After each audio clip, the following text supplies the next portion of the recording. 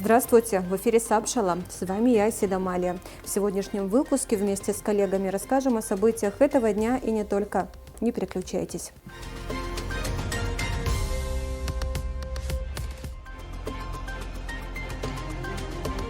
В сегодняшнем выпуске Ингур-ГЭС может стать новым туристическим маршрутом. Моя коллега Рада Чачава побывала на объекте в качестве туриста. Лечить и оберегать. Как работает Гудаутская детская поликлиника? Предлагаем специальный репортаж. Педагог, филолог, искусствовед и активный деятель сферы образования. Репортаж Натальи Каюн, которая недавно отметила свой юбилей. Гудаутский – один из густонаселенных районов республики. На его территории проживает более 38 тысяч человек, и 6 тысяч из них – детское население. Более 4 тысяч из этого числа проживают в селах. Каковы возможности детской медицины? Какую работу проводит Гудаутская поликлиника? Как выстроена работа педиатров в селах и достаточно ли ресурсов у медучреждения для полноценной работы? Об этом и многом другом в специальном репортаже. В фельдшеро-акушерском пункте села Аци с утра маленькие, но очень важные гости. Это местные детки, которых по календарю прививок ревакцинируют. Вакцину в Гудаутскую детскую поликлинику из столицы отправляет Минздрав, а педиатры, в свою очередь, выполняют запланированную работу не только по городу. Заведующая поликлиникой педиатр Ангелина Отроба совместно с медсестрой фельдшером акушерского пункта принимает деток, осматривает индивидуально. При отсутствии противопоказаний медсестра ставит укол вакцины. Естественно, активная работа налажена на месте, потому что медсестра ФАПов на местах в селах подготавливают детей, обзванивают, имеют на местах у себя 63-е формы, согласно которым дети готовятся на очередную вакцинацию согласно национальному календарю. Всего в Гудаутском районе 20 сел и 1 поселок, потому подобные выезды в каждое село проводятся 4 раза в месяц. Работы немало, и это несмотря на то, что антипрививочников с каждым годом становится больше. Довакцинировали детей, потому что предыдущие вакцинации были у нас практически ежемесячно проходящие. По Гудаутскому району численность детского населения порядка 6 тысяч, из них 4300 где-то детей сельских. Так же, как и по всем районам республики, вакцинация низкая. Вакцинация от дифтерии, столбняка, коклюша в порядках 30-35%. Если чисто выводить. Есть вакцинация, которая более-менее поднята, это БЦЖ. Более-менее хорошо прививают родители детей против кори паротита краснухи. Но все равно порога 95%, когда создан должен быть коллективный иммунитет, к сожалению, до этого нам очень далеко. Главврач Гудаутской детской поликлиники продолжит путь в село Мцара. Так же, как и в Ацах, деток обследуют и вакцинируют. В это время в поликлинике в Гудауте жизнь бьет ключом. В ожидании своей очереди в коридорах маленькие пациенты. Большинству из них предстоит плановый осмотр. В поликлинике, согласно графику дежурства, прием ведут 5 педиатров и профильные специалисты, такие как хирург, травматолог, окулист, детский психолог, лор-врач, стоматолог, невролог и логопед. Под дубом мох. Под дубом мох. Сема и Сеня тянут сети. Сема и Сеня тянут сети. Молодец. Татьяна Ботвенева, логопед с 18-летним стажем, отмечает, что за последние годы диагнозы в разы усложнились, и чаще всего это связано с неврологическим состоянием и расстройствами аутистического спектра. Логоневрозы, недоразвитие речи, фонематические нарушения, вот прям массовые. До того доходит, что ребенок, он не может просто произнести слово, потому что он его не слышит как положено. Очень много расстройств аутистического спектра сейчас. Плюс гиперактивность, СДВГ.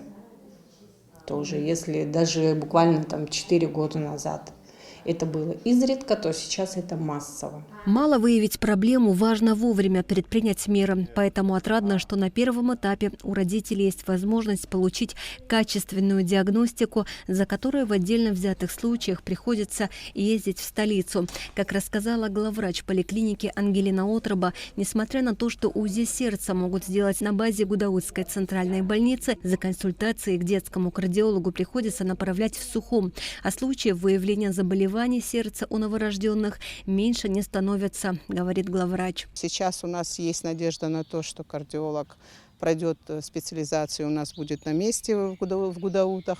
Надеюсь, все так и будет хорошо, потому что проблема достаточно серьезная. Очень много детей с врожденными пороками сердца.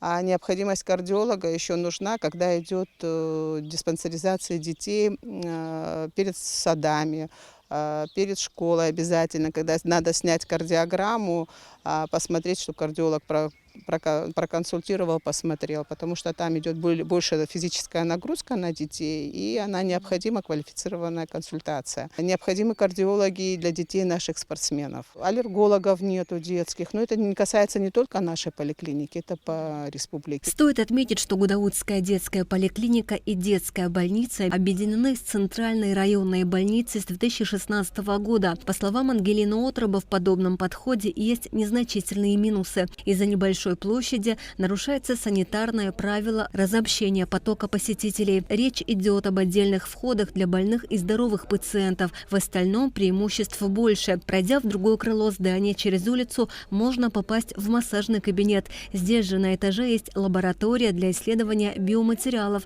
рентген, кабинет физиотерапии и другие. Также здесь расположен кабинет ультразвукового исследования. На аппарате премиум-класса, оснащенного современными датчиками, можно в полном объеме исследовать органы и системы детей и взрослых. Именно здесь свои первые в жизни обследования проходят новорожденные, которых спускают с родильного зала, расположенного этажом выше. Здесь у нас малыш родился, мальчик. Неонатолога, заведующая детским отделением Нона Халбат, познакомила нас с двумя малышами. Один из них 4-й ребенок в семье, другой 7-й. Для нас очень удобно и, наверное, удобно мамам, потому что тут все специалисты. И детский хирург, и невролог, все тут, да? Рождается у нас ребеночек. Обычно мы стараемся выписывать 3-4 день ребенка домой, если все благополучно. Выписывается, когда он, выписка и сообщения о ребенке идут в поликлинику. То есть у поликлиники дальше будет связь с этим ребенком. У нас 3 УЗИ доктора в больнице, один из которых активно занимается детками. Пациентов, находящихся в стационаре, по словам Нонны Халбад, обеспечивают медикаментами бесплатно в течение 3 дней. В палатах есть все необходимое, в том числе для оказания реанимационной помощи. В стационаре более 20 коек. По словам педиатра Марины Кухалашвили, дети чаще всего болеют вирусными и бактериальными инфекциями и заболеваниями. Марина Кухалашвили рассказала, что в некоторых случаях детей приходится направлять на компьютерную томографию. В Гудаутской больнице аппарат есть, но не работает около года. Конечно же, это сказывается на удобстве пациентов всех возрастов. Если есть осложнения в виде каких-то там синуситов, да, то есть гайморитов, то да, конечно, КТ это вот прям 100% необходимость в нем есть. И если там какие-то затяжной кашель, КТ мы делаем обязательно для исключения каких-то, может быть, последствий перенесен, там пневмония, да, которую мы плохо можем разглядеть на рентгенаппарате. Детская поликлиника работает без выходных. На ее сотрудниках, специалистах, наряду с задачами по организации и проведению профилактических мероприятий, лечебно-консультативной помощи, направлению на лечение в стационары, лечебно-консультативной помощи на дому и в поликлинике и далее по списку, есть и другая, не менее важная задача – окутать малыша заботой и заслужить полное доверие родителей. Асида Малия, Зауркварчия, Абхазское телевидение.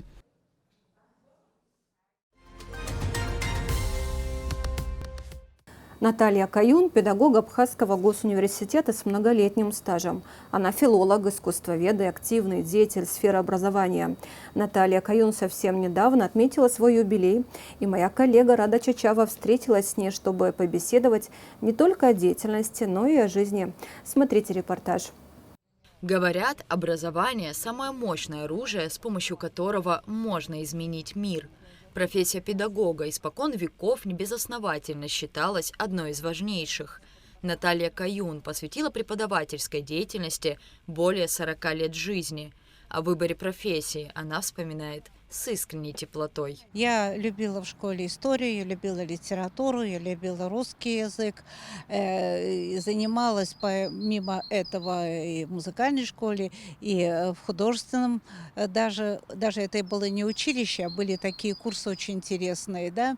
То есть достаточно была сфера интересов многоликая. Да? И было трудно определиться. То я хотела историком быть, то я хотела филологом, то я хотела художником быть. Да, прикладником, кстати сказать. Но так получилось, что я поступила на историко-филологический факультет, замечательный факультет пединститута, Сухумского пединститута. Как рассказала сама Наталья Васильевна, в своей многолетней работе она уделяет особенное внимание абхазо-российским историко-культурным отношениям. Это очень важный момент на сегодняшний день, поскольку Абхазия всегда была близка к России. Когда мы говорим о взаимосвязях, о изучении наследия, культурно-исторического наследия той страны, в которой ты живешь, а я живу в Абхазии, я родилась в Абхазии, я люблю Абхазию, поэтому для меня очень важно изучение культуры абхазской, русской культуры во взаимосвязи с русской культурой, потому что идет такой диалог, очень своеобразный диалог и трансляция культуры абхазской в мировую культуру, в русскую культуру. Наталья Каюн преподает на кафедре истории русской и зарубежной литературы Абхазского государственного университета и обучает студентов множеству различных дисциплин. По словам Натальи Васильевны, глубокое изучение литературы невозможно без знания истории и понимания исторических процессов. Как можно понимать художественное произведение без знания истории?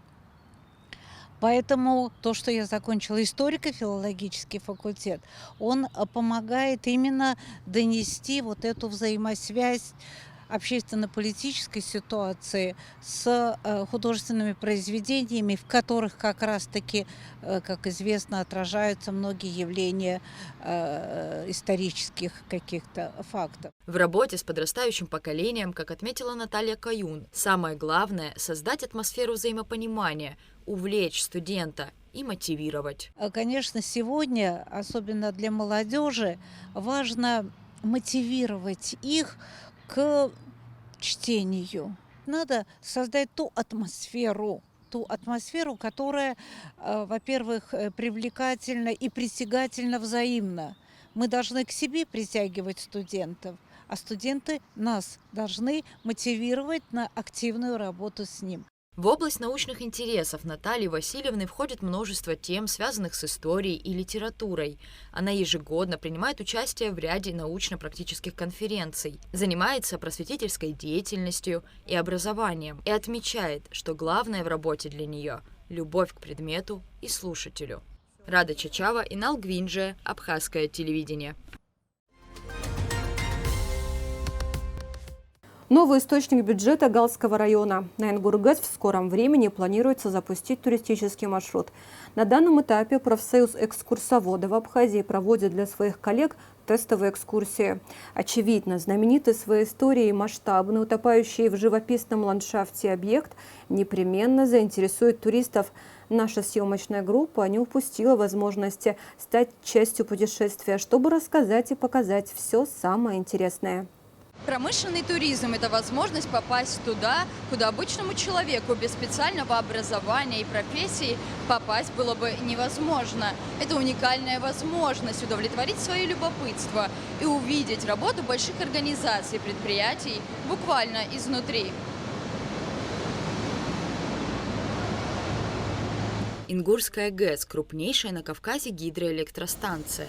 Еще во времена Советского Союза в 1961 году, когда только началось строительство объекта, реализация столь масштабного проекта вызывала повышенный интерес общества. Ингургэс и до сих пор пользуются спросом. Туристы часто интересуются посещением электростанции. В ближайшее время такая возможность появится. туристическое направление по Гальскому району вообще обдумывалось уже давно и прежними руководителями. Но в данный момент, как бы исторический отрезок, эту тему стал развивать заместитель главы Эдуард Вадимович Кове. И у нас все практически получилось. В тестовом режиме уже ездят группы, мы с ними встретимся. Я хочу поговорить с ними, про какие у них были ощущения, какие слабые места, что они видят. Как они видят, мы это обсудим. И я вижу, что это будет, маршрут будет работать. В ближайшее время будем заявляться на Министерство туризма, чтобы определить его как турмаршрут. Уже предварительно проводили переговоры. Сейчас вот такая вот юридическая часть. Я думаю, у нас получится. Все доходы от открытия нового туристического направления, по словам Константина Пилия, будут поступать в республиканский бюджет.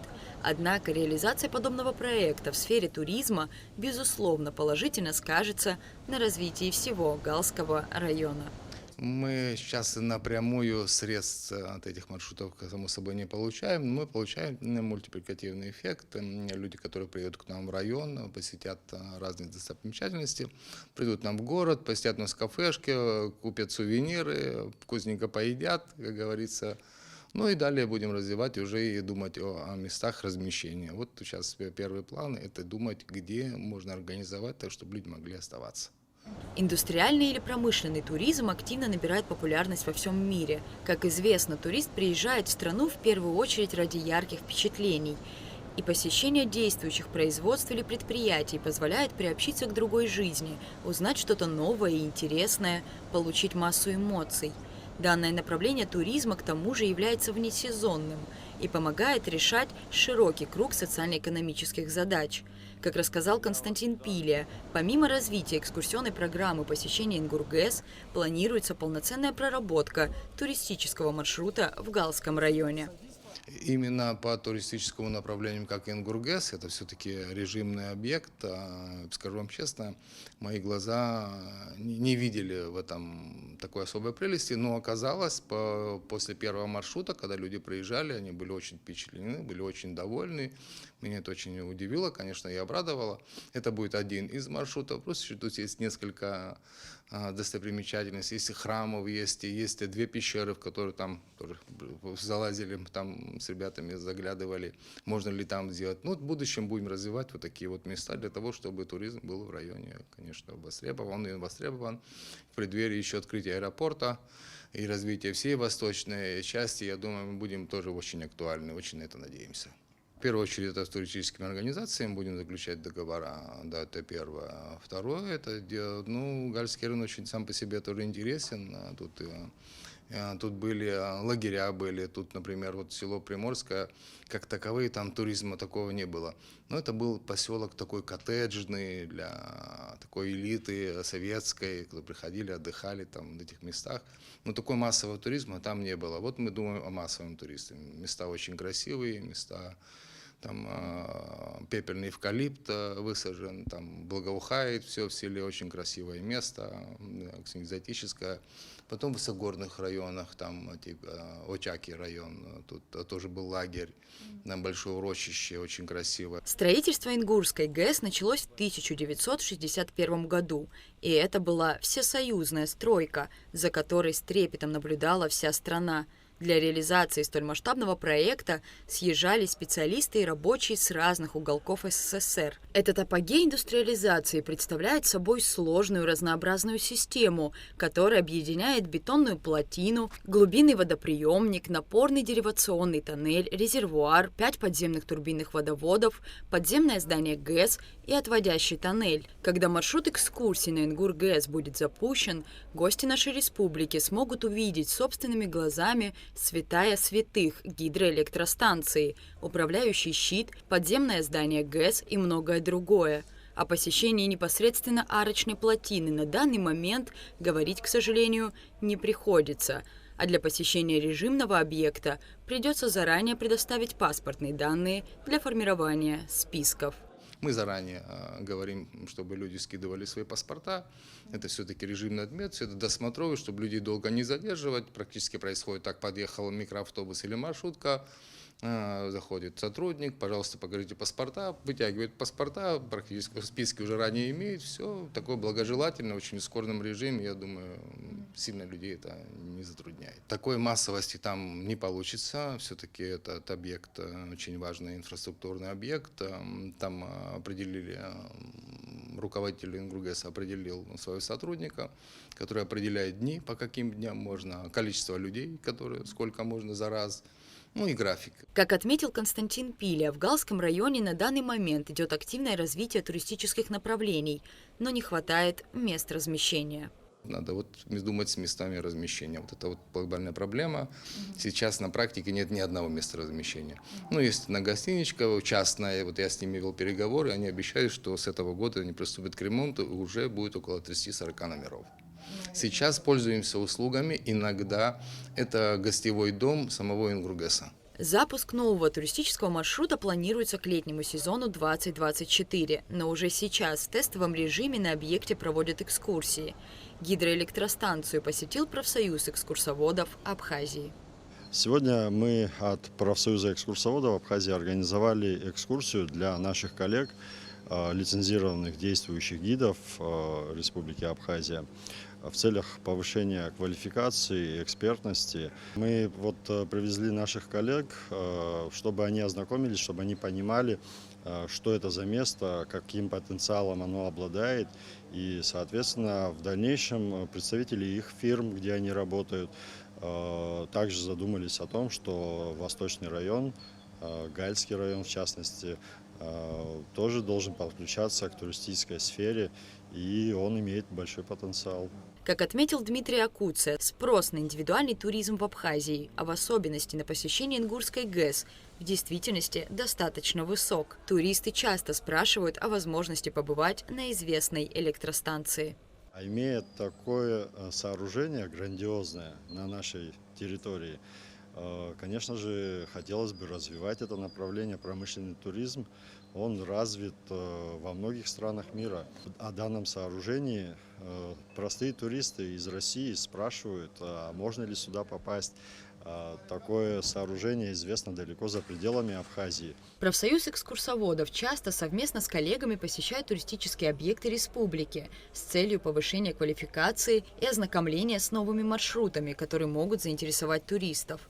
На ИНГУРГЭС прибыли более 50 человек, и эмоции у каждого, кто увидел это чудо индустриальной мысли, исключительно положительные. Эмоции просто переполняют. Для меня, как для экскурсовода с большим стажем работы в этой сфере, да, конечно, мы читали литературу о столь грандиозном сооружении инженерной мысли, но я здесь еще не был ни разу за все свои 36 лет, и в том числе большая часть вот ребят, которые сегодня приехали с нами, для них это, конечно, будет открытие, так что эмоции нас переполняют, все очень интересно на самом деле, все очень грандиозно. ИНГУРГЭС – это масштабное сооружение, торжество человеческой мысли, заключенное в бетон и железо, не может не поражать. Еще 50 лет назад электростанция была местом притяжения, захватывала дух и вызывала неподдельный интерес. Сейчас, находясь внутри, сложно не восхититься грандиозностью объекта. Подобные предприятия и вправду не оставляют равнодушным и, безусловно, будут всегда привлекать людей, желающих хоть одним глазком, но увидеть пример уникальной технической мысли. Рада Чачава, Заур Кварча, Абхазское телевидение. На этом я прощаюсь с вами. Желаю хороших выходных и добрых вестей. С вами была я, Асида Малия. До новых встреч.